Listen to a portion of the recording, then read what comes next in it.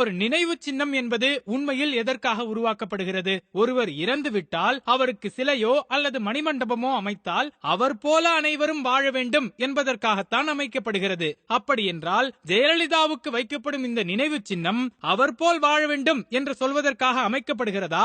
அவர் போல கூட்டு போட்டு ஊர் பணத்தை கொள்ளையடிக்க மக்களுக்கும் மக்கள் பிரதிநிதிகளுக்கும் வருங்கால சந்ததிகளுக்கும் கற்றுத்தரப் போகிறதா? அதற்காகத்தான் தினம் தினம் அங்கே ஓடோடி போய் தியானம், சத்தியம், சபதம் எல்லாம் செய்து கொண்டிருக்கிறார்களா? உண்மையில் அது ஓர் அவமான சின்னம். ஆம், மக்களின் நம்பிக்கையை பெற்று ஆட்சியில் அமர்ந்து அவர்களையெல்லாம் நம்பிக்கை மோசடி செய்து ஒரு சில குடும்பங்களுக்காக மட்டுமே வாழ்ந்து முடித்திருக்கும் ஜெயலலிதாவை போல இனி யாரும் பிறக்கவே கூடாது என்பதைத்தான் ஊருக்கு சொல்ல வேண்டுமே தவிர இப்படி ஊழல் ராணியை உத்தமராக காட்டும் வேலைகளை ஒருபோதும் சகித்துக் கொள்ளவே முடியாது. அவர் ஊருக்கு வேண்டுமானால் குற்றவாளியாக இருக்கலாம். எங்களை பொறுத்தவரை ஊழலை ஊட்டி வளர்த்த அம்மா. எனவே அவர்களை நாங்கள் தூக்கி கொண்டாடத்தான் செய்வோம் என்கின்ற பதில்தான் அந்த அடிமைகளிடமிருந்து வரும் என்றால் உங்கள் வீட்டு தோட்டத்தில் போய் புதைத்துக் கொள்ளுங்கள், சமாதியை கட்டிக் கொள்ளுங்கள். யார் உங்களை கேட்கப் போகிறார்கள்? ஆனால் அதிலும் ஒரு சிக்கல் இருக்கிறது அடிமைகளே. வீரப்பன் நினைவிடத்தில் சமாதி கட்ட உங்கள் ஊழல் ராணி அனுமதி கொடுக்கவில்லை. வீரப்பனின் சமாதியில் அவருடைய நினைவு நாளில் 4 பேர் கூடி நிற்பதை கூட அனுமதிக்கவில்லை உங்களின் ராணி. உங்கள் சட்டத்தின்படி வீரப்பன் உட்பட எந்த குற்றவாளிக்கும் சிலையோ மணிமண்டபமோ கட்டக்கூடாது என்றால் கிரிமினல் குற்றவாளியான ஜெயலலிதாவுக்கு மட்டும் எப்படி அமைக்க முடியும்? அது சொந்த இடமாக இருந்தாலும் கூட. இன்னொரு விதத்தில் பார்த்தாலும் இந்த கொடுமைகளை நாம் சகித்துக் கொள்ளவே முடியவில்லை.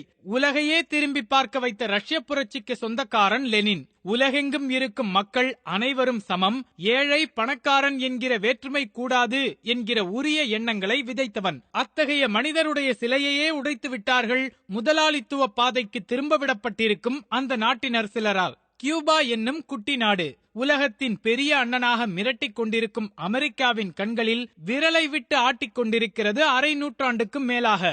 அத்தகைய அருமையான தற்சார்புடைய நாடான கியூபாவை கட்டியமைத்தவன் பிடல் காஸ்ட்ரோ. அவன் இருந்த வரையில் ஒரு தெருவுக்கு கூட அவனுடைய பெயர் அங்கே சூட்டப்படவில்லை. அவன் இறந்த பிறகும் அந்த நாட்டின் தலைமை பொறுப்பை ஏற்ற தம்பி ரவுல் காஸ்ட்ரோ தன் அண்ணனின் பெயரை ஒரு தெருவுக்கு கூட சூட்ட அனுமதிக்கவில்லை.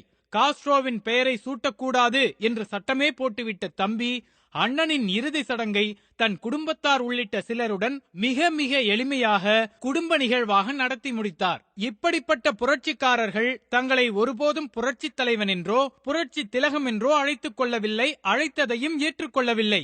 ஆனால் புரட்சி தலைவர் என்று புகழ்போதை ஏற்றிக்கொண்ட எம்ஜிஆருடன் சினிமாவில் தோன்றி நடித்த ஒரே விஷயத்தையே பெரும் புரட்சியாக எடுத்துக்கொண்டு புரட்சி தலைவி என்று ஊருக்கு ஊர் ஆட்களை ஏற்பாடு செய்து கூவ வைத்து அதையே தமிழகம் முழுவதும் பரப்பி ராஜீவ் படுகொலையை முன்வைத்து ஆட்சியை பிடித்து அதன் பிறகு கோடி கோடியாக கொள்ளையடித்து அதையும் ஒரு குடும்பத்துக்காகவே செய்து முடித்து அடுத்தடுத்து ஆட்சி கட்டிலை அந்த பணத்தை வைத்தே பிடித்து மிக பெரும் சாதனை எல்லாம் செய்திருக்கிறார் ஜெயலலிதா.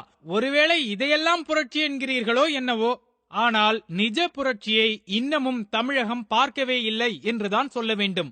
மெரினாவில் நடந்த ஜல்லிக்கட்டு புரட்சியை விட பல மடங்கு பலமான ஒரு புரட்சி சீக்கிரமே வெடிக்கக்கூடும். அந்த புரட்சி தீயின் வேகத்தில் அவமான சின்னம் அடியோடு அழியக்கூடும். அடிமைகளே, அதற்கு முன்பாக நீங்களே உங்கள் ஊழல் ராணியின் சமாதியை பத்திரமாக பெயர்த்தெடுத்து காப்பாற்றிக் கொள்ளுங்கள். இத மாதிரி மோர் பொலிட்டிக்கல் வீடியோஸ்க்கு விகடன் டிவி சப்ஸ்கிரைப் பண்ணுங்க.